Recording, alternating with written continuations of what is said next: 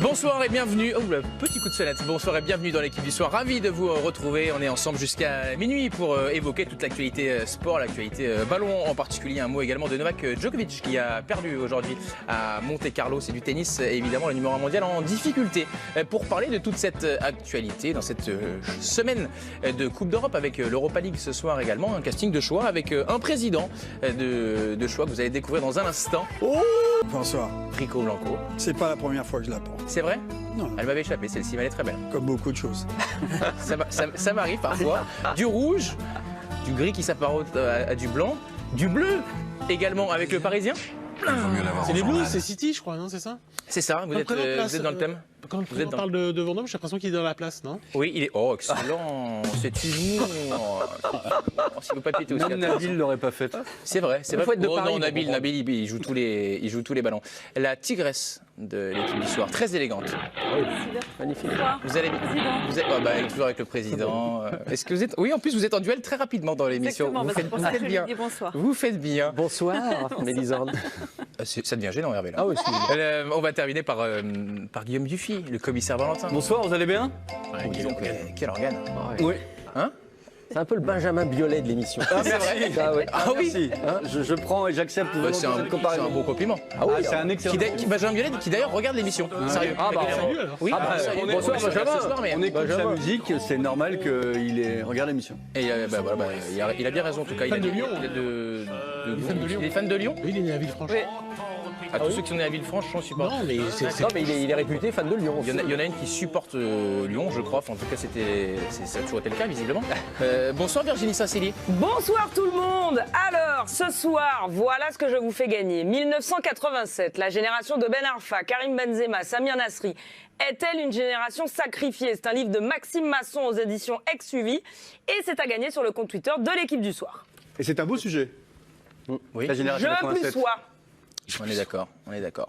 Manchester, PSG face au Manchester City, on le sait depuis hier, 22h50 environ. Le PSG va affronter City en demi-finale de Ligue des Champions. Match aller le 8 avril au Parc des Princes. Le retour sera le 4 mai. Le 28 avril. 28, excusez-moi. Le 28, le retour le 4 mai en Angleterre. Paris qui vient de sortir le tenant du titre, le Bayern, qui a été amputé de plusieurs éléments, qui s'apprête à défier le futur champion d'Angleterre, qui n'a perdu qu'un seul de ses 20 derniers matchs de Ligue des Champions.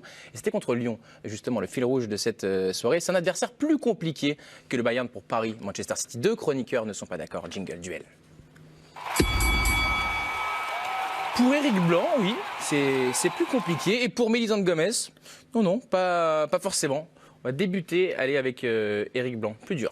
Pour moi, c'est plus compliqué parce qu'on a vu que le Bayern était handicapé quand même par des joueurs pour moi majeurs, Lewandowski, Narby, une défense très faible avec à l'aller Zoulé qui est à la rue complète et d'ailleurs Hernandez passe dans l'axe, un milieu de terrain avec Alaba qui n'est pas un milieu, Guimich qui surjoue, qui est mauvais. Or donc pour moi, aujourd'hui, quand je vois City, des schémas de jeu que je dirais répétés, une expérience, de l'expertise, Foden pour moi et Mahrez ou Silva, s'il joue avec un faux avant-centre, c'est meilleur que Coman et Sané, c'est plus tueur, c'est surtout, c'est sur la fin, c'est la fin des 30 secondes, Eric, surtout. Mélisande Gomez.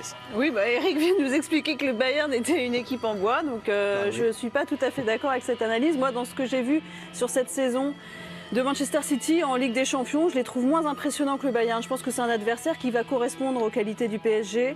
Parce que voilà, ils prennent des risques en défense. On l'a encore vu hier contre le Borussia Dortmund, qui n'est pas une équipe aussi armée que Paris. Ils peuvent être vite exposés face à une équipe de transition rapide. C'est tout à fait le profil du PSG.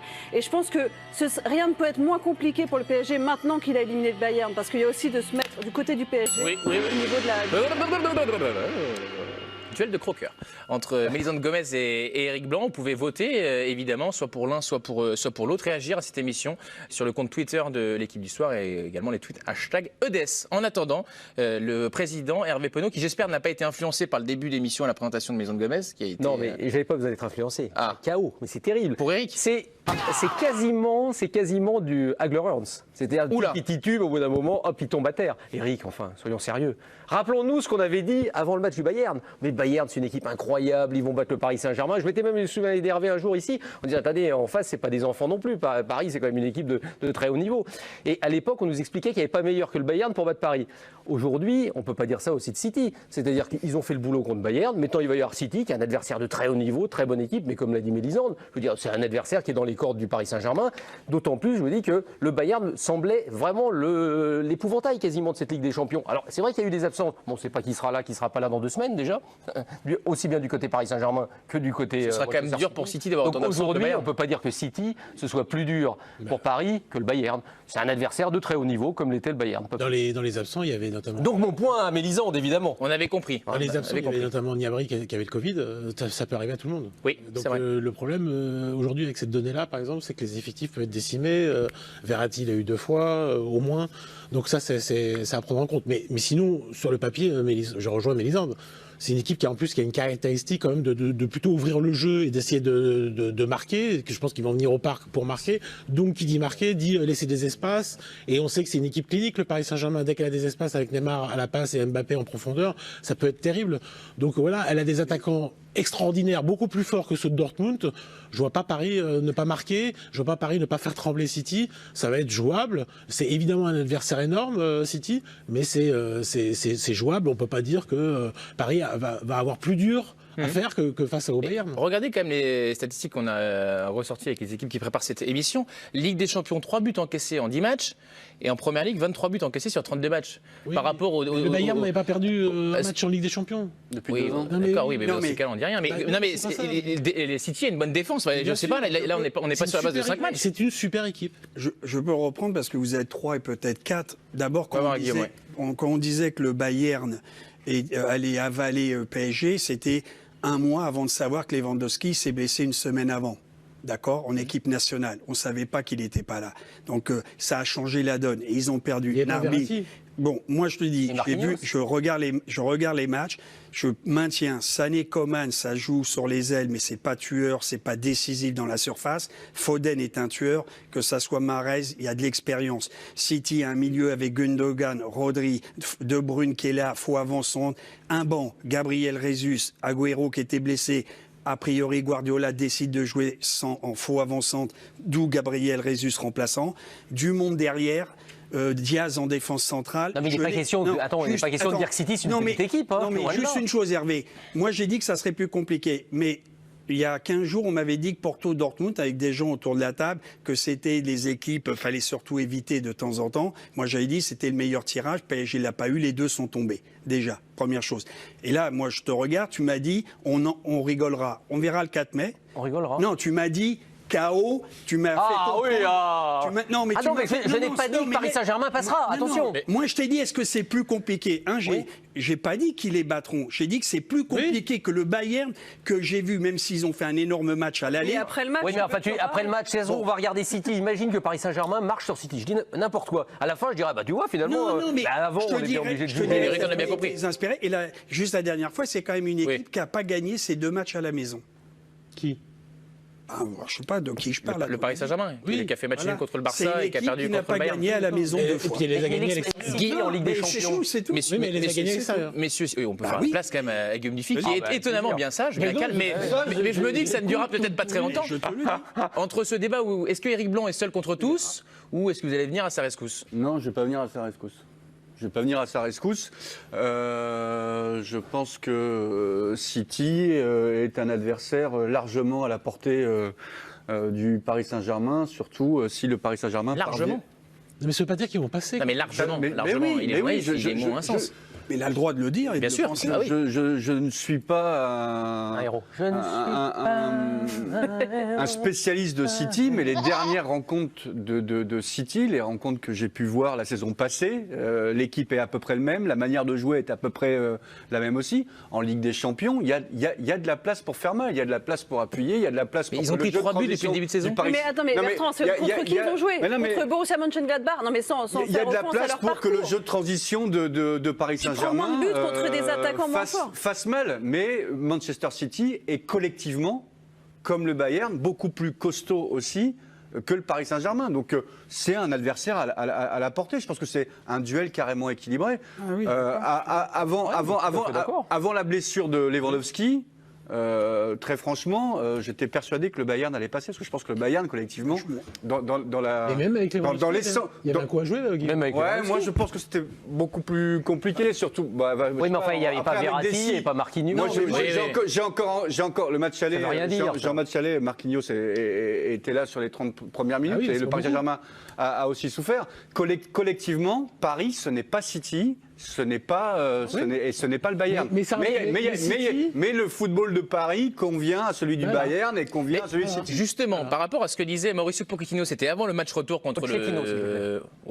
Ah non, mais les mots ont un sens. Président, là, les mots ont un sens, oui. Il a dit lui-même qu'on pouvait dire les deux. Donc dans les deux, il y a Pochettino. Vous êtes gentil, vous faites perdre du rythme à l'émission, c'est admissible, ça arrive. Donc c'est la dernière fois.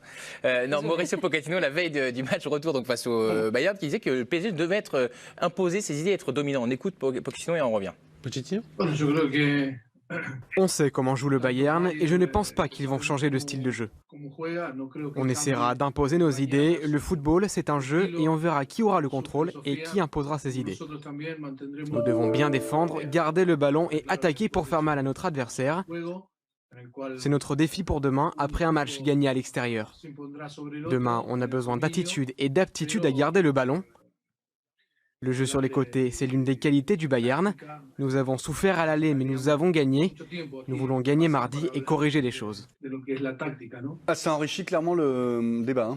Alors, je vais pas faire d'excès de zèle en remettant un carton. Ça me paraît pas totalement inintéressant quand même. Mélisande, quand il dit on essaie d'imposer nos idées, est-ce que face à une équipe de Guardiola, le Paris Saint-Germain va être obligé de s'adapter, donc de défendre et de piquer en contre, ou on peut imaginer qu'ils fassent le match de la possession?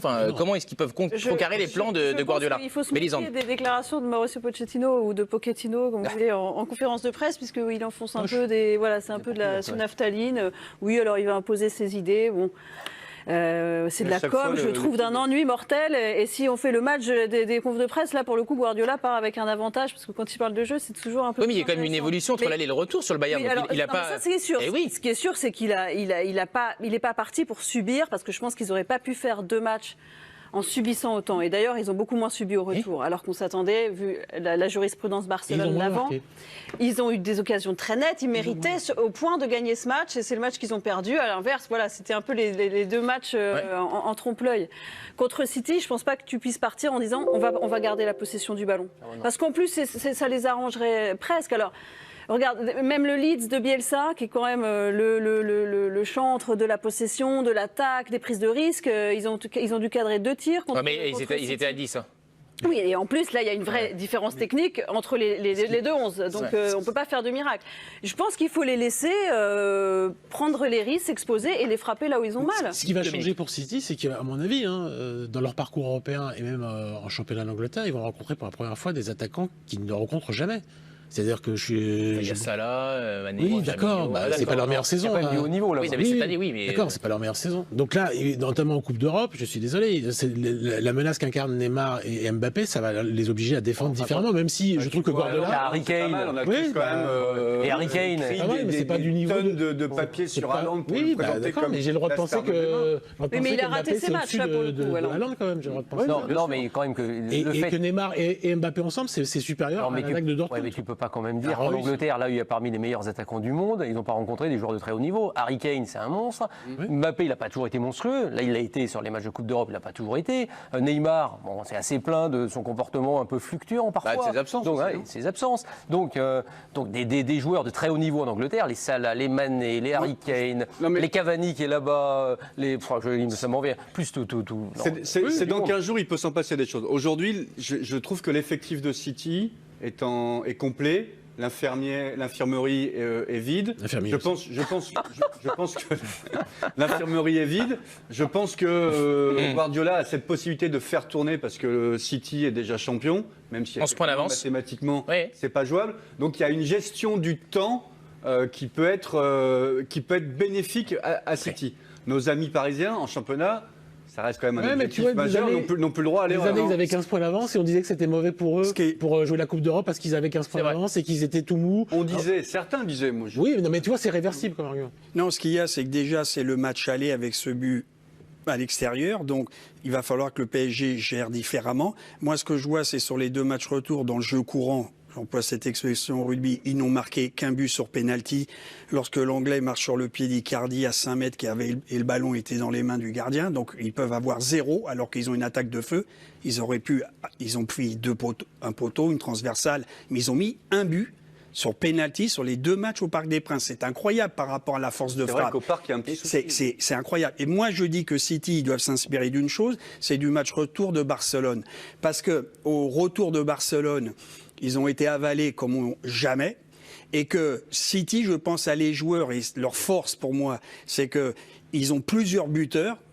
Et ils ont des joueurs qui peuvent marquer, être très efficaces. Et Barcelone au retour, s'ils sont efficaces, et on va dire qu'il y a 3-1 à la mi-temps, on ne parle plus. Et on n'a jamais vu un PSG aussi dominé. Alors, moi je pense, juste une chose, c'est que City, vous pensez qu'ils vont aller à l'assaut, ils sont, je trouve, 10 fois plus équilibrés qu'avant, qui sont plus concentrés. Guardiola fera plus du tout, je dirais, à chercher une nouvelle tactique, parce qu'il s'est perdu devant Lyon, a essayé un truc qu'il ne fallait pas. Ils ont échoué depuis 4 ans. Ils ne passeront peut-être pas, mais ça sera une équipe plus compliquée que le Bayern qui s'est aligné, celui que j'ai vu jouer. Mais il y a un élément qui est quand même important, il ne faut pas oublier, c'est l'histoire de Guardiola avec Manchester City en Ligue des Champions. Oui. Et mine de rien, il y a une sacrée pression sur ce Manchester City-là. Bien sûr, Paris, on les attend loin, mais Pochettino, ça ne change rien pour lui. Enfin, même s'il est éliminé en demi-finale, il sera entraîneur du Paris Saint-Germain l'année prochaine. La rencontre, hein. Oui. L'émotion de Guardiola, c'est incroyable. Parce que, exactement, c'est Guardiola, il a l'impression que c'est... Alors, je ne dis pas que c'est cette année ou jamais, parce qu'il sera là certainement encore il sera l'année prochaine à Manchester City, mais on sent qu'il y a quand même une forme de deadline pour lui avec Manchester City. Donc tu me dis, il ne fera pas d'essai. Moi, j'en sais rien, il est toujours capable. C'est pire au PSG avec Neymar et Mbappé qui la gagne pas, qui s'écroulerait. Lui, il n'a pas été viré, il le garde. Au PSG, il joue tout sur ce match-là. Crois-moi que s'il perd en demi-finale... Non, mais Guardiola, l'image de Guardiola, un peu... Non, mais ça... Son image, il l'a faite, elle est parfaite. C'est le meilleur entraîneur de tous les temps. Ton argumentaire, Eric, quand tu dis Paris n'a marqué qu'un seul but au Parc et c'était sur penalty, tu oublies qu'il y avait des matchs allés. Tu oublies qu'ils ont joué comme ça aussi parce qu'ils avaient gagné 4-1. Mais je te parle du match aller, qu'est-ce qui va se passer? Tu oublies tu oublies que tu as un score aller qui détermine. Mais si. Paris Saint-Germain, je ne suis pas d'accord. Il joue pas. Mais si, et le 4-1 détermine tout. Mais s'il n'y a pas 4-1. D'ailleurs, du côté de Barcelone aussi. Barcelone joue comme ça parce qu'ils ont perdu 4-1. Je parle du 3-2, ils n'ont pas su marquer. Vous sortez les matchs ex nihilo comme s'il n'y avait pas eu un contexte. Pas les matchs ex nihilo, mais tu crois que le Paris Saint-Germain ne se serait pas passé d'une soirée d'angoisse? Ils n'ont pas été bons ce soir-là. Ah bah voilà. Mais ça ne veut pas dire que... Tu dis qu'il y a un problème au Parc. Par exemple, contre le Bayern, ce mardi, ils étaient bien meilleurs au Parc. Ils ont perdu pourtant. Donc après, ça reste du foot. Tu tapes sur la barre. Mais par contre, je veux revenir sur l'argument. Tu me parles parce que moi, c'est pas les critiques de Guardiola. C'est savoir qu'aujourd'hui, lui-même, il a une immense pression parce qu'il sait bien qu'il allait à Manchester City. Il est pas sur le terrain après RB. Non, mais je veux dire, c'est l'un des rares entraîneurs est capable. On a vu qu'il avait surpensé. Il est capable parce que tu me dis, il va rien changer. Et bon, on verra. Moi, je suis pas certain qu'il va pas se dire, tiens, contre Paris, je vais avoir un plan anti-Mbappé, anti-Neymar, je vais trouver quelque chose de nouveau et on va se retrouver face à une équipe très différente. Parce que c'est l'un des rares entraîneurs à avoir cette capacité à changer au cours d'un même match 5-6 fois s'il le faut et pourquoi pas de préparer son match en pensant Paris Saint-Germain, pas en pensant ses propres forces, mais en pensant aussi les forces adversaires. Donc ça sera intéressant à voir. Donc c'est pour ça que je ne suis pas certain qu'il sera plus prudent, il ne changera rien. Il ne va pas sortir un truc que pour Mbappé. Il est imprévisible. Mais il a fait jouer Zinchenko hier. Mais parce qu'il était... Non, il y avait Cancelo qui était sur le banc. Mais pourquoi? Parce qu'il s'est dit, sur ce match-là, je préfère mettre Zinchenko que Cancelo. Que Cancelo. Mais non, mais c'est encore une manière pour lui d'avoir eu un petit truc par rapport à la marge, comme le PSG change 2-3 joueurs à la marge de temps en temps en fonction, bien sûr, des blessures. Là, il n'en avait pas. Moi, je te dis simplement, j'en sais rien. D'ailleurs, on peut le dire. Moi, j'ai pas de souci. Je défends quelque part City parce que je te dis, je suis le seul autour de la table, je suis un mauvais français, je le dis, je suis pour City. Mauvais français. Si je vous demande à vous pour qui vous voulez, tous vous allez dire le PSG. Mais non, mais moi je m'en moque. Je te pose la question. Moi je suis pas supporter. Toi, tu vas dire oui, je suis pas. Mais non, mais Eric, moi je veux voir. Je suis pas supporter de City. Après Eric, il y a beaucoup de journalistes autour de la table, sincèrement. Enfin, moi je me lève pas le matin, on s'en fout quoi. Dire que ce soit l'un ou l'autre, les journalistes, donc c'est un peu compliqué.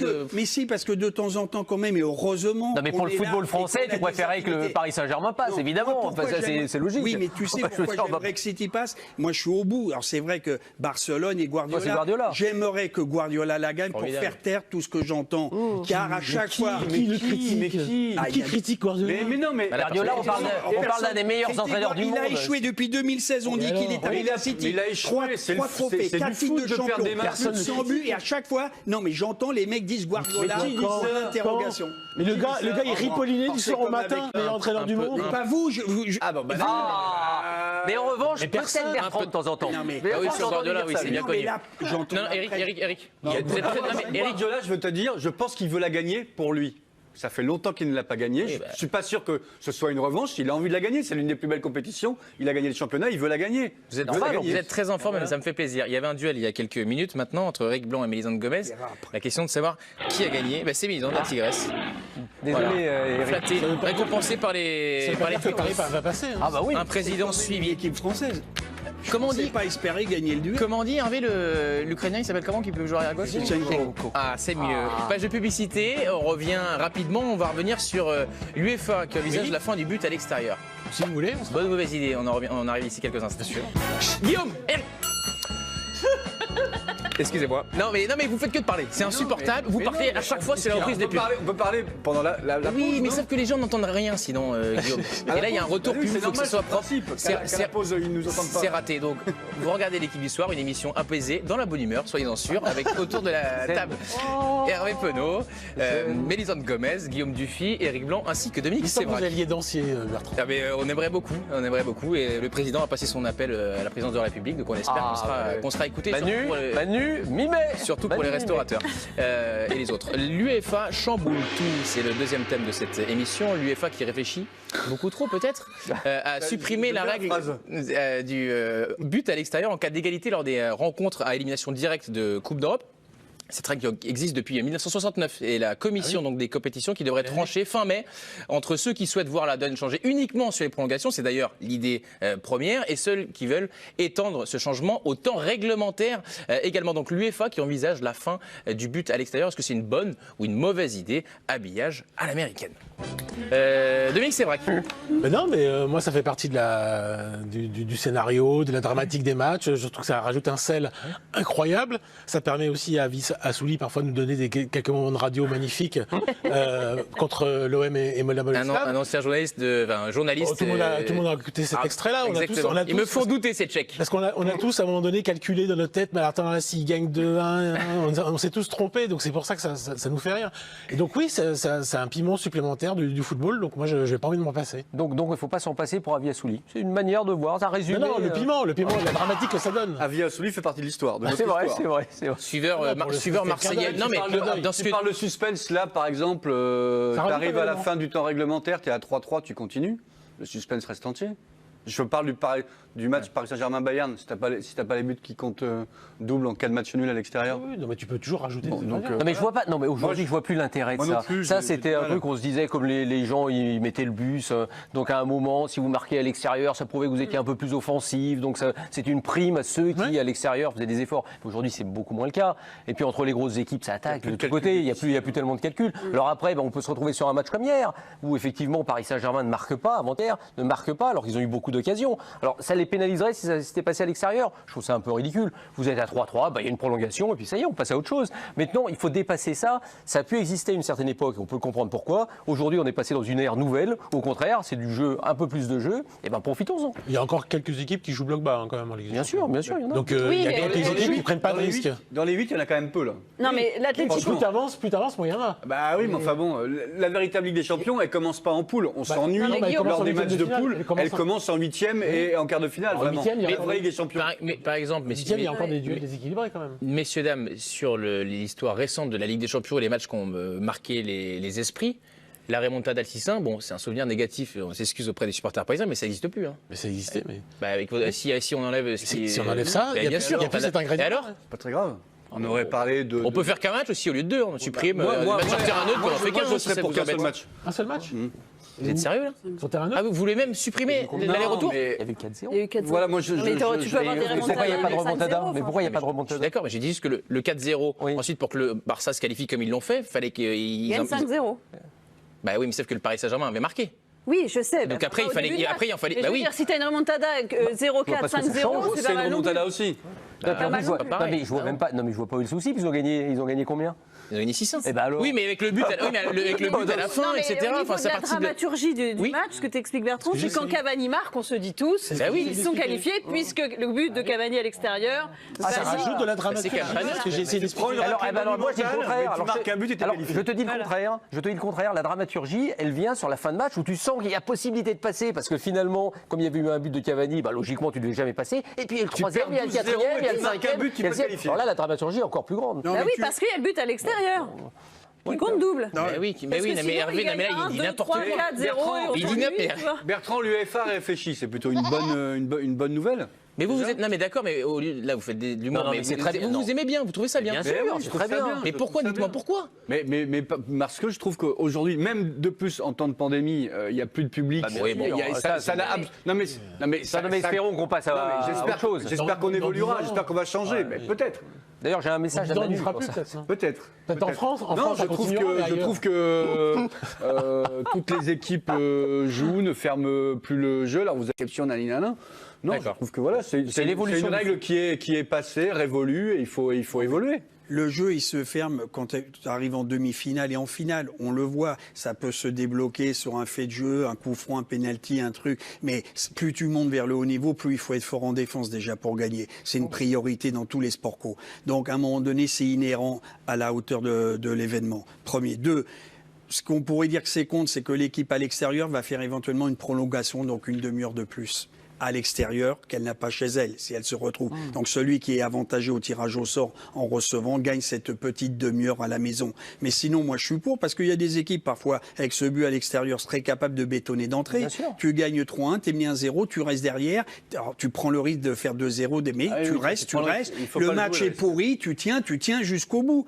Donc, et puis à un moment donné, tu te dis, pourquoi cet extérieur? Bon, ça a été fait à une époque, ça peut être chiant. ça a marché, ça a fonctionné. Moi, je trouve qu'aujourd'hui, on repasse à une autre règle. Mais t'as raison, ça peut être très ennuyeux. Une équipe qui a réussi un résultat à l'extérieur dès son premier match peut se dire, bah maintenant je prends plus aucun risque parce que je suis assez serein. Bah oui, bah C'est ce que j'ai marche pas donc, comme ça. donc, ils Mais vont Paris mieux avait laisser gagné. ouvert le football. Paris avait Mais gagné Paris a 4-1. gagné. Paris Et avait pas gagné ces 4-1 au match petits- aller. Ça n'a pas empêché un C'est super match au des retour. petits calculs d'apothicaire qu'on a eu pendant quelques années. Toi, Bah, t'es depuis resté un peu- 69, hein. Bah, et alors Mais moi, ce que je c'est comprends pas parce pas, qu'en Hervé, pourquoi 69 c'était comme ça jusqu'à aujourd'hui qu'on peut pas changer. une très belle Allons année. vers le mieux, allons vers le beau, allons vers le On a fait le cette règle spectaculaire. justement pour éviter les calculs d'apothicaire et tu nous expliques qu'en fait ça provoque les Aujourd'hui, calculs c'est d'apothicaire. aujourd'hui c'est le denu. Mais pourquoi? Parce que tu connais, Mélisande, on vous fait êtes des d'accord avec règles. moi, en fait. Donc Mais bien sûr, mais je suis Non. toujours d'accord avec vous, mais Bébert. pourquoi? Parce qu'on fait des règles au départ, on fait des règles et après on essaye de savoir Ouais. comment les contourner. Donc c'est devenu maintenant, on est arrivé au Mais bout oui. de cette règle-là, il faut passer à autre chose. Mais comment tu sais qu'on est arrivé au bout? Ça date de À quand? quel moment tu t'es dit À cette quel règle moment n'a pas t'as de fait sens ça? Je me suis- l'UEFA a décidé de réfléchir. Je me suis dit ça, je me suis dit ça. Mardi matin, non? Mais non, mais C'était parce- le non, mais 12 août. l'UEFA, Un matin, non, je mais- me lève, j'ai dit tiens, tac, la L'UEFA, révélation. elle réfléchit parce que la Juve a été éliminée à cause de cette règle contre Porto et que les gars ils font disons du les lobbying choses. et que du coup on dirait c'était pas terrible votre règle du but à Mais Lisande- l'extérieur là. Il a appelé André Agnelli et du coup il s'est dit ah ouais c'est vrai peut-être la Ce qui est plus grave, Mélisande, c'est qu'on a retrouvé des archives de 2014 où Seb Blatter, alors président de la Un FIFA. grand président encore. Oui, bah, moi, c'est pas moi qui les lis. Hein. Alors, regardez ce qu'il disait. Cette règle favorise le club qui se déplace. En effet, si les deux équipes sont à égalité après le temps réglementaire, donc là, on était sur la question de la prolongation. Hein. C'est leur déplacement bénéficie de 30 minutes de la prolongation pour inscrire un but à l'importance Ça, c'était la capitale. grande théorie de Mourinho, mais c'est vrai parce que normalement vous finissiez premier du groupe. Et donc vous receviez le deuxième match, vous receviez parce que c'était Pour les huitièmes, oui. mais pas après. C'était un Tandis des avantage de acteurs, recevoir des au entraîneurs. retour. Et en Mourinho, fait, ça se justement. retournait en désavantage. Et peut-être qu'on devrait, si au coup de sifflet final du temps réglementaire, il y a toujours égalité, eh bien on repart sur un but vaut un but, peu importe où on est. Parce que sinon, ça donne effectivement un avantage à l'équipe qui est à l'extérieur. Alors on changerait le Et qui, règlement si elle pour marque en 90 minutes. prolongation, c'est beaucoup. C'est la publicité. Globalement, le football va bien. On veut supprimer le hors-jeu. l'a déjà fait On pour veut le but supprimer en le or, but à Oui, l'extérieur. on l'a vite enlevé. Tout se passe bien, une tout se erreur. passe bien. Dans quelques instants maintenant, si je ne dérange pas le président Hervé Penaud, Ah, si ça pas vous du tout, dérange non, pas du tout. Ce que je vous propose, je parlais à mon une ville petite- peuple. Une petite publicité Mais rapide. avec plaisir, Ensuite, avec plaisir. le JT Express, Que ça vous va allez être payer, absolument formidable. Et un débat proposé par Jamie Carragher. Ah. La Ligue 1 est médiocre. En gros, on mérite pas Neymar et Mbappé. Bon sujet de discussion. À tout de suite. Vous êtes gentil ou pas De retour dans l'équipe du soir, c'est la dernière partie de la première partie. On se retrouvera évidemment à 23h ensuite jusqu'à minuit autour de la table. Hervé Penaud, le président, toujours assisté par Mélisande Gomez, Guillaume Dufy, Éric Blanc ainsi que Dominique Sévrac. Il est l'heure du bonsoir. L'heure du JT Express avec Virginie Saint-Signy. Ah, c'est un plaisir. On ouvre avec la grosse surprise du jour, c'est Novak Djokovic éliminé dès les 8e de finale de Monte-Carlo. Et oui, le numéro 1 mondial a buté sur Dan Evans, arrivé sur le rocher sans n'avoir jamais gagné une seule fois sur terre battue sur le grand circuit. Vite rentré dans son match, le Britannique se procure une balle de 4-0 avant que Djoko ne recolle à 4 partout. Il gagne quand même la manche. Dans le deuxième set, le Serbe se détache, mène 3-0, mais Evans ne lâche rien. À 5 partout, il prend le dessus pour conclure 7-5. La plus belle victoire de sa carrière et sans doute l'une des plus grosses déceptions de Djokovic. On l'écoute. Pour être honnête, c'est un des pires matchs dont je puisse me souvenir ces dernières années. Je me sentais mal sur le court, rien n'a fonctionné, c'était affreux. Ce n'est ni la première ni la dernière défaite, mais ça laisse un sentiment amer de sortir de cette façon. Une des plus grosses défaites de sa carrière. Guillaume, est-ce que c'est inquiétant avant Roland Garros ou bon, c'est le premier tournoi sur terre, tranquille? Roland Garros, que vous pensez qu'il peut déloger Nadal à Roland Garros? Après, c'est pas sa spécialité non plus, la terre, notre ami Djokovic. C'était son premier match de la saison. Après, sur terre, premier match de la saison sur terre. Après, c'est pas non plus catastrophique. Hier, il a fait une bonne entrée. Il a battu le jeune Italien qui est en pleine bourre, Sinner. Donc là, il tombe. Il dit c'est un match au 100, mais c'est pas inquiétant. C'est le début de la saison sur terre. La semaine prochaine, il va jouer à Belgrade. Ah, ça arrive de passer à côté d'un match, non? Une ville qu'il connaît bien, je crois. Ça fait pas de lui un oui, mauvais joueur. Et encore une fois, c'est pas un joueur de. C'est pas Nadal sur terre. Il fait 45 fautes directes sur ce match. Oui. Il était dans un jour sans, quoi. Voilà. Et en plus, ça l'aura piqué. Je pense que c'est complètement anecdotique. Mais il a quand même fait une déclaration un peu énigmatique. Il a dit j'étais pas à 100%, mais je peux pas vous expliquer pourquoi. Et en Australie, il a Les gens dit. on a relayé en reste. Eric, t'as pas enquêté quand est-ce que ça le Joker recommence à se dire pour ça il protège sa défaite, il trouve des explications. C'est pas le genre. Non, mais pourquoi il sort ça? Et est-ce qu'il avait des problèmes? Et après, en face, c'est pas un peintre. Evans, il a failli battre Federer pour son retour. C'est un bon joueur anglais. Alors, sur terre, c'est pas non plus sa surface de prédilection, mais c'est un bon joueur. Tout est dit sur Novak Djokovic. Avant la réception de Lorient, Jorge Sampaoli qui évoque l'avenir de Steve Mandanda. Sera-t-il encore titulaire la saison prochaine? L'entraîneur de l'OM n'a pas tout à fait répondu à la question en conférence de presse. Il dit souhaiter le voir rester au club, mais dans le rôle du gardien numéro 1 ou pas? Écoutez sa réponse. Dans le système qu'on veut mettre en place, il faut que le gardien soit capable d'avoir le rôle presque d'un joueur supplémentaire, un joueur de champ, qui sache jouer comme un joueur de champ en dernier rempart, qui sache communiquer avec sa ligne défensive, mais le plus important effectivement, est qu'il sache intervenir dans les moments décisifs en tant que gardien de but. Concernant Steve, au vu de son parcours, de sa personnalité, on aimerait qu'il reste au club, pour son expérience du club, pour son histoire avec le club. Si on pouvait l'inclure au projet, ce serait super. Ça, c'est la conférence de presse. Mais là, c'est pas. là, il y a rien à dire. Porte ouverte. Là, ça veut dire que je dis des choses. Ah oui. Mélisande Gomez qui suit l'Olympique de Marseille pour le journal de l'équipe. Comment est-ce que vous interprétez ce qui vient d'être dit? Il est un passif avec les gardiens, Sampaoli. C'est que partout où il est passé, il a changé de gardien. On se souvient de Sirigu qui avait été vite écarté au profit de l'excellent parisien Rico. Sergio Rico. Rico. Oui, c'est vrai qu'il était à Séville. Sergio Rico. Voilà, alors que pour beaucoup de spécialistes du poste, Sirigu est un meilleur gardien que Sergio Rico. Sauf au pied peut-être. Donc après, il parle du jeu au pied. Bon, Mandanda, on aime ou on n'aime pas, mais il a plutôt un très bon jeu au pied. Donc c'est pas vraiment un argument en sa défaveur. On verra, mais c'est vrai qu'il a déjà changé d'entraîneur des gardiens. Enfin, il est arrivé sans, finalement, il en a pris un. Ça sent pas bon. Mais c'est difficile pour Sampaoli de dire que peut-être Mandanda a un trop gros salaire pour les finances actuelles de Oui, mais c'est pas son rôle. Même s'il a. Oui, mais là, il a prolongé. C'est pas son rôle, mais c'est peut-être. C'est pas son rôle. Il prépare tout le monde. Ouais, mais il a prolongé. Ce qui est bizarre là, Mandanda, ils vont pas non plus. Ce qui est bizarre, son contrat. c'est que là, à aucun moment, il parle de son niveau de jeu. Hein. Non. Il dit il peut nous apporter son expérience, il connaît le club, etc. Mais il n'y a pas un moment, il dit puis il est vraiment bon. Il en parle presque comme un ancien du club. Comme un ancien qui viendrait faire un rôle de presque d'entraîneur bis, de gardien. Quoi. Tu vas nous aider à préparer le suivant. Quoi. C'est pas très. C'est pas très chaleureux, ouais. Non, oui, ça sent pas bon pour Stéphane. Moi, j'ai quand même numéro 1. Ouais. Moi, j'ai une réflexion, c'est que c'est vrai que c'est un spécialiste des gardiens, Sampaoli. Il en avait 3 avec l'Argentine, ils étaient tous les 3 nuls en 2010. Mais heureusement qu'il a un coach adjoint. Après, le vivier, il est peut-être pas. Oui, enfin, les 3 mecs que tu as vus, je pense que je pouvais faire le 3e. Quoi. Non, t'es trop petit. Voilà, ça c'est fait. Luis Enrique. C'était plus grand, lui. Luis Enrique, c'est un Brésilien, lui, qui se confie sur ses difficultés d'adaptation à l'Olympique de Marseille. Il est revenu sur ses premiers mois agités dans la cité phocéenne. Justement, arrivé l'été dernier, il a déjà connu 3 coachs. Des changements qui le déstabilisent, d'autant plus que Sampaoli il a récemment utilisé un poste de piston gauche où il ne se sent pas à l'aise.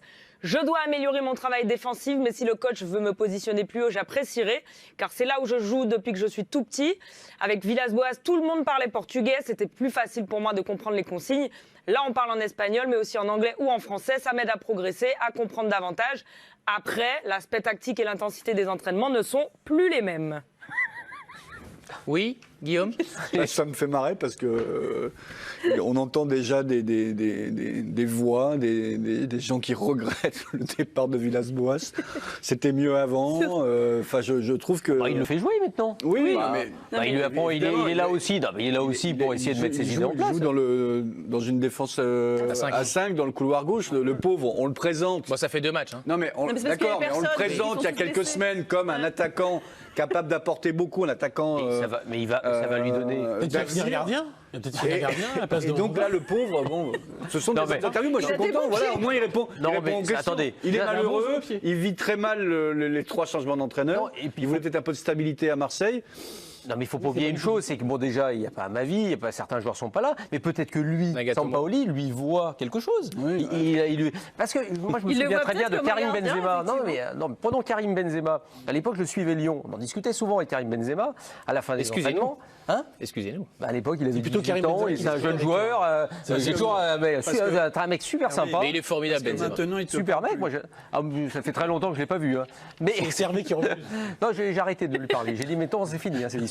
Et à l'époque, il était très énervé de jouer à gauche parce que Fred jouait dans l'axe et lui jouait à gauche. Mais ça lui a appris, je me souviens, on avait des discussions, mais ça va t'apprendre aussi comment partir sur le côté gauche, les prises de balles sont différentes, ta manière de voir le jeu. Et il a appris de partout parce que Gérard Houllier, à un moment, il avait Fred, avait décidé de mettre Fred devant. Donc lui, il va peut-être apprendre.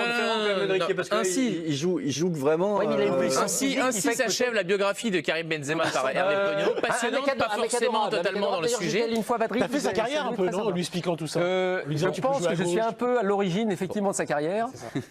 Cessons ces bavardages.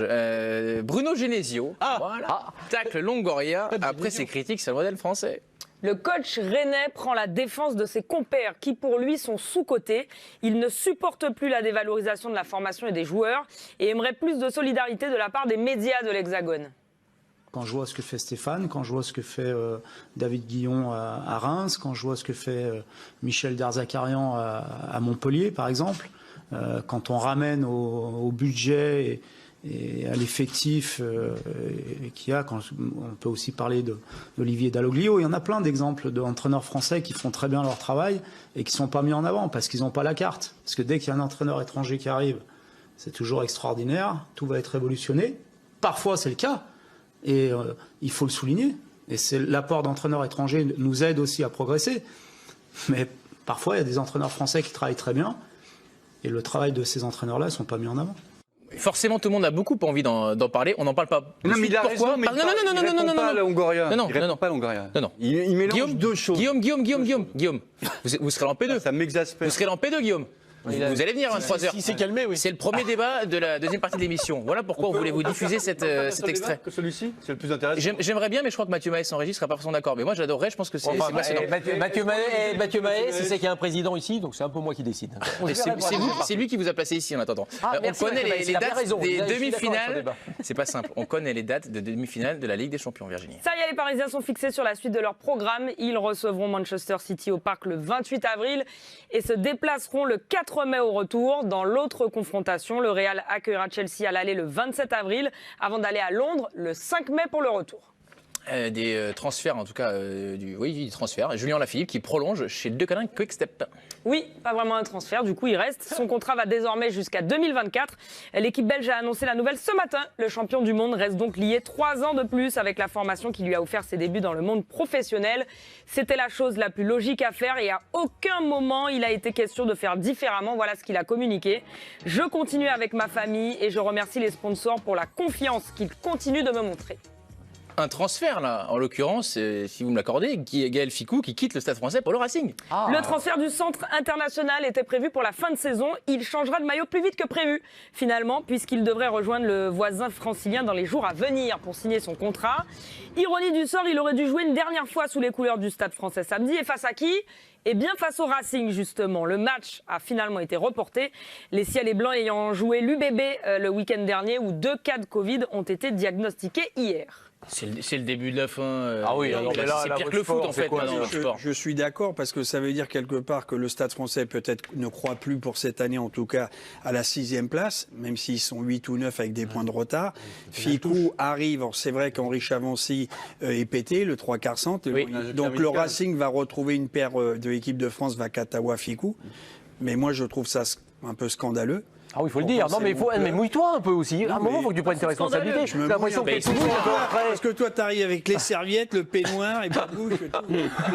Ouais, mais attends, dès que j'arrive sur le ring, j'enlève le peignoir. Et quel corps. Et je monte pas sur le ring, à la différence de toi, parce que toi, t'y crois quand tu montes. Mais bon, non, mais plus sérieusement, pour moi,